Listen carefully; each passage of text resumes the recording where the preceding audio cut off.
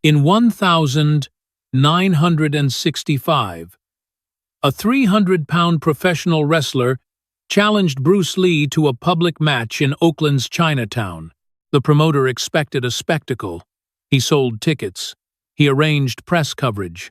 He promised the community a demonstration of real martial arts against real size. The match lasted 11 seconds. What happened in those 11 seconds didn't just end a fight. It ended a career. And it forced an entire generation to reconsider what they thought they knew about combat. This is what witnesses say they saw. Bruce Lee's second school sat on the second floor of a narrow building on Broadway, in the heart of Oakland's Chinatown. The sign outside was simple. No promises. Just the name, Yunfan Gong Fu Institute.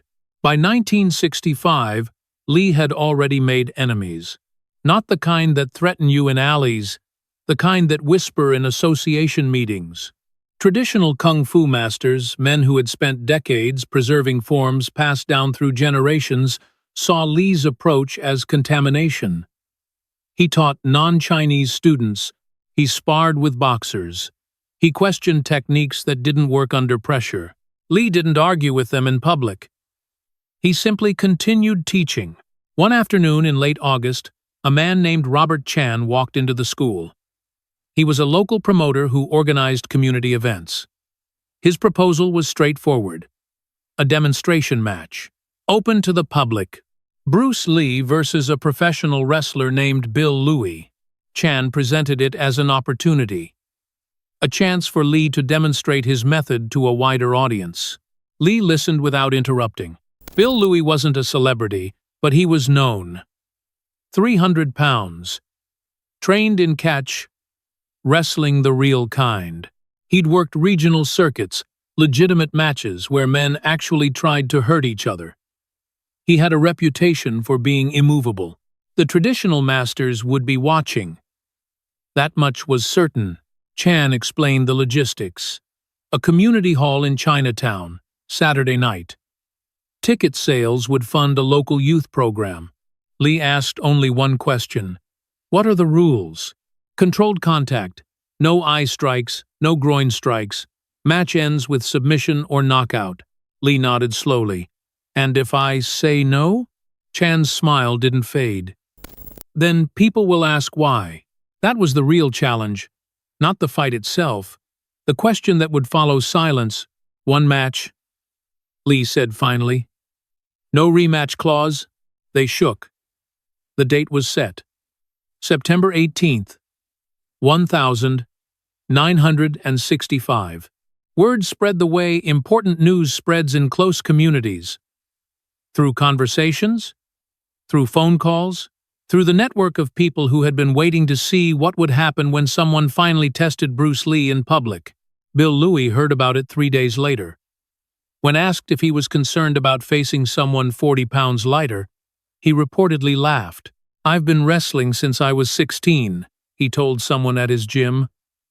I know what happens when small guys try to use speed. They get tired. Then, they get caught. He wasn't wrong. That was how most fights between size and speed ended. But he'd never fought Bruce Lee. In the 3 weeks before the match, Lee's training didn't change. He didn't add extra sessions. Didn't drill takedown defense obsessively. His students noticed he seemed quieter than usual, more observational. The night before the match, one student arriving early found a note on the heavy bag. Economy of motion, efficiency of energy, directness of purpose. 3 principles. Nothing more. The announcement appeared in the Chinese language newspapers first. Demonstration match. Junfan Gong Fu versus professional wrestling. Saturday, September 18th. By Monday, the English papers had picked it up. The Oakland Tribune ran a short piece. Local martial arts instructor to face heavyweight wrestler. People began choosing sides before they understood what they were choosing between. In traditional kung fu schools throughout the Bay Area, the response was complicated. Some masters saw it as reckless. Others saw it as inevitable. Lee had been pushing boundaries for years. But among Lee's own students, the growing collection of people who had found their way to that second-floor school, there was certainty. They had felt what he could do. In sparring, in the moment when you thought you saw an opening and discovered it had never existed, Bill Louie seemed relaxed about the entire event. He continued his regular training schedule. He'd fought judoka before, karate practitioners, even a few kung fu stylists. The pattern was always the same. They had techniques that looked impressive in demonstration, but once you got your hands on them, it was over. He told his wife the Tuesday before the match, "It'll be quick. We'll be home by 9. The Chinatown Community Hall could hold maybe 500 people if they packed in tight." Robert Chan had sold 430 tickets.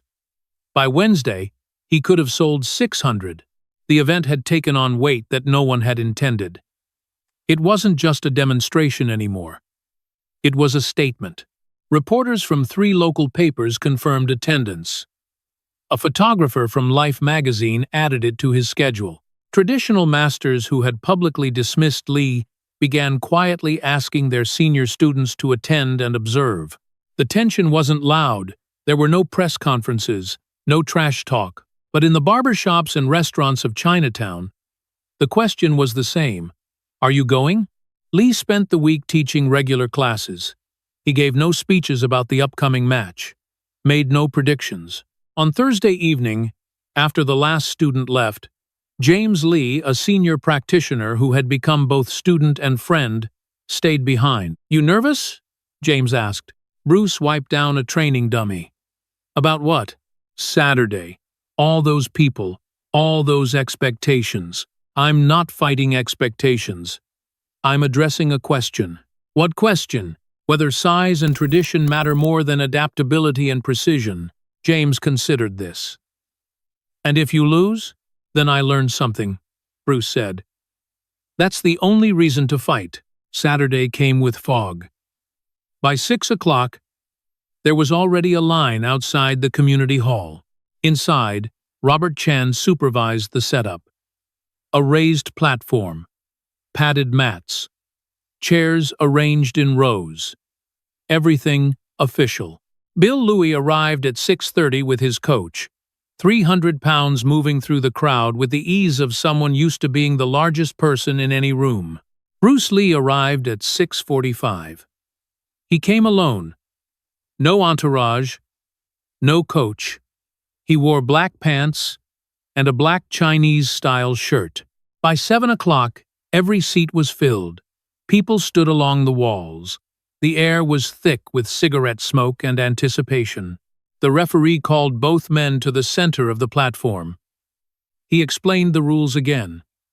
Both men nodded. They returned to opposite corners. The referee raised his hand. The room went silent. The hand dropped. There was no bell, just the referee's hand cutting downward, and the sudden absence of sound as 400 people stopped breathing at once. Bill Louie moved first. Not rushed. With the deliberate confidence of a man who had done this 100 times. He stepped forward, arms extended, hands open. In catch wrestling, everything begins with the grip. Bruce Lee didn't retreat. This surprised the wrestlers in the audience. The natural response to a larger opponent is to circle, to make them work for position. Lee moved forward, through the center line between them. His right hand snapped forward. A straight lead, not a jab. Something more direct. The fist traveled the shortest distance, meeting Louie's face before his arms could close the space. The sound was distinct, solid, immediate. Louie's head rocked back. His forward momentum stopped. Lee's left hand was already moving. He redirected Louie's leading arm downward and to the side. Not with strength, with geometry. Louie's weight shifted. His right leg, extended mid-step, became a liability. Lee swept it, not with force, with timing. The leg was already committed. Lee simply removed the ground from beneath it. At the exact moment, Louie's center of gravity passed the point of recovery. 300 pounds went down. Hard. Lee followed him down. Lee established mount position. His knees pinned Louie's arms. His weight 135 pounds, distributed perfectly to control 300. Louie tried to bridge, to buck, to create space. These were fundamental escapes. Lee adjusted before the movement completed. Small shifts, subtle pressures. Then Lee's fists came down. Controlled strikes. Not wild. Each one targeted. To the face, to the side of the head. 1, 2, 3, 4. Louie's hands came up. Not to defend, to tap, to signal submission. The referee moved in. Stop, it's over. Lee stood immediately. No celebration. He stepped back and offered his hand to Louie. Louie took it, let Lee help him to his feet. From the referee's signal to the submission, 11 seconds. The audience sat in stunned silence. Not because of violence, there'd been no blood, no injury, because of inevitability. It had looked like watching a physics demonstration. Here is the problem. Here is the solution. Here is the result that was always going to happen. The applause started slowly, uncertain, then building. Not the roar of sports entertainment. Something more confused, more thoughtful. The traditional masters in the back row sat motionless. The Life magazine photographer realized he'd missed the entire fight. He'd been adjusting his lens. One reporter scribbled, "Fastest demonstration I've ever seen. Not sure what I watched." Bill Louie left through the back exit 20 minutes later. He didn't speak to reporters, just walked into the fog with his coach. Bruce Lee stayed until the hall emptied. Answered a few questions. His responses were brief, technical. "Size is only an advantage if you allow it to be," he told one journalist. Someone asked if he'd expected it to end so quickly. Lee paused. "I expected it to end exactly when it needed to end." By 9:30, the hall was empty. In his car, driving home alone, Lee's face showed something witnesses hadn't seen during the match. Disappointment. Not in Louie. Not in the outcome. In the fact that 11 seconds hadn't been enough time to demonstrate anything beyond dominance. He'd wanted to show a method, to illustrate principles, to teach. Instead, he'd simply won. Robert Chan had already booked the venue for a rematch. October 16th. He'd negotiated the date before the first match even happened. By Monday morning, the posters were printed. By Monday afternoon, Chan made a phone call. The rematch was off. He gave no public explanation. Scheduling conflicts, he said. Other commitments. None of this was true. Bill Louie had withdrawn. He simply told Chan he wouldn't be fighting Bruce Lee again. "I have nothing to prove in a second match." Those who knew Louie said he changed after September 18th. Not dramatically, but in the way a person changes when they've encountered something that reshapes their understanding. He stopped talking about the fight entirely. Friends who asked got one-word answers or subject changes. Within a month, people stopped asking. In the Bay Area martial arts community, the fight became a reference point that no one could quite agree on. Those who'd been there told different versions. Not contradictory, just incomplete, as if 11 seconds weren't enough to contain what they'd witnessed. The traditional masters said very little in public. But several began quietly sending students to observe Lee's classes. Lee himself seemed unsatisfied. His students noticed he became more thoughtful in the weeks after, more focused on teaching concepts than techniques. "Why are you learning this?" he'd ask. "To win or to understand?" One evening in late October, James Lee found Bruce sitting alone, staring at the training dummy. "You won," James said, decisively.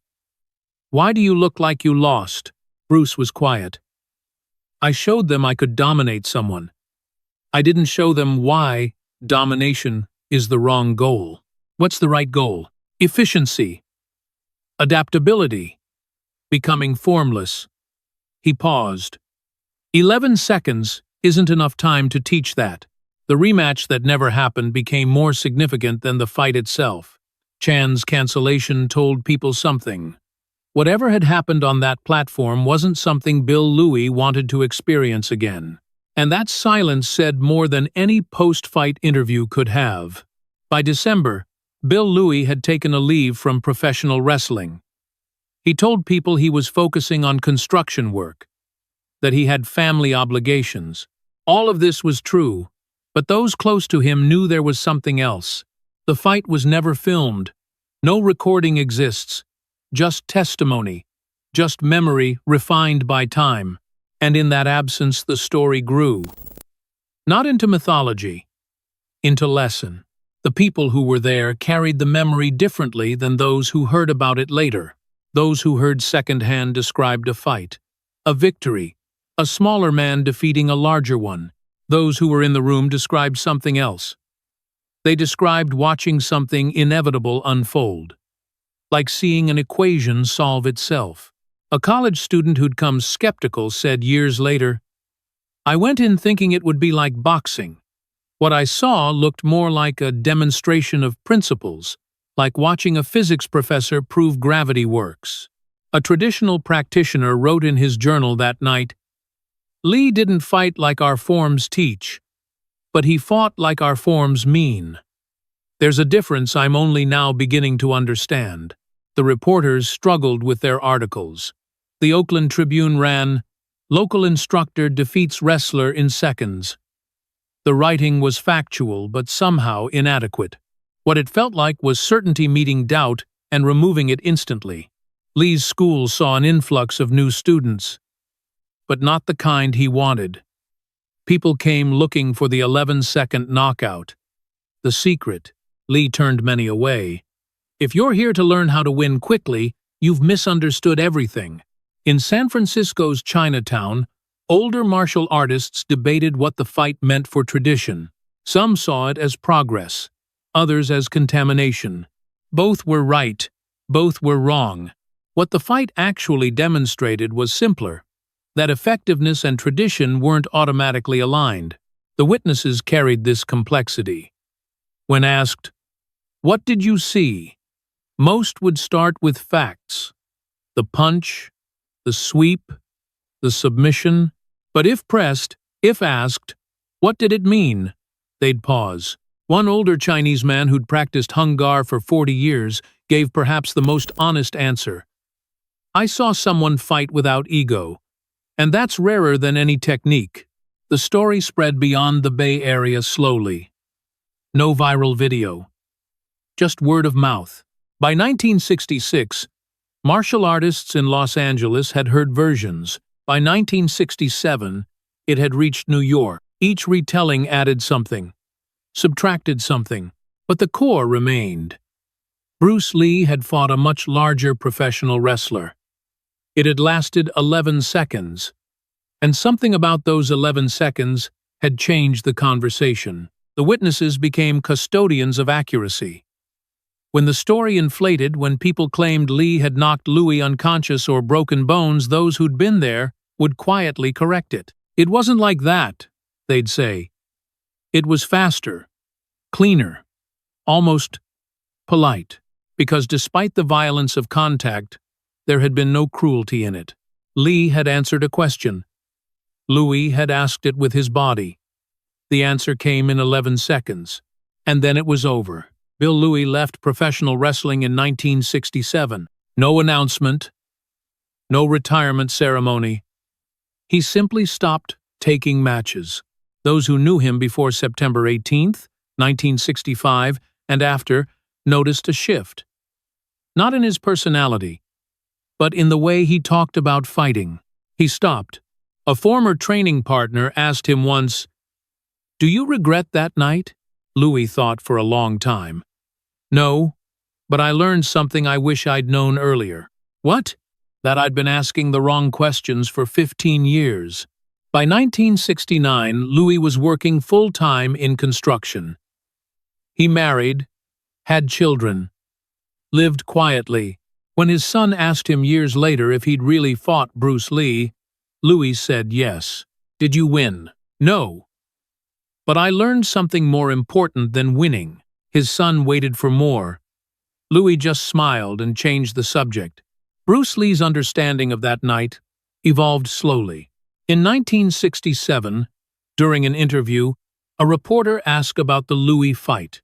That match taught me I was still thinking like a competitor. I should have been thinking like a teacher. What's the difference? A competitor wants to prove they're right. A teacher wants to show why something works. I proved something that night, but I didn't have time to show the principles behind it. By 1970, Lee had moved to Los Angeles. His philosophy was crystallizing. Jeet, Kune, not a style, an approach. When students asked about famous fights, Lee would sometimes reference Oakland. I fought a 300-pound wrestler once. It lasted 11 seconds. You know what I remember most? How disappointed I felt afterward. Because dominance is easy, teaching is hard, and I chose the easy path. This confused students who'd come looking for secrets to quick victories, but it clarified everything for those who understood what Lee was actually trying to build. The fight became a reference point for decades. Were you there? Became a question that divided generations. Each group understood it differently, but the impact was consistent. After September 18, 1965, fewer people dismissed Bruce Lee, and more began asking the questions Lee wanted them to ask. Not, how do I win? But what actually works? Not, what did my teacher teach me? But why does this technique succeed or fail under pressure? In 1971, a journalist tried to track down Bill Louie for comment. He found him. Louie agreed to a brief conversation. Do you have any regrets about that night? None. Would you fight him again if you could? Louie smiled. No. Once was enough. Why?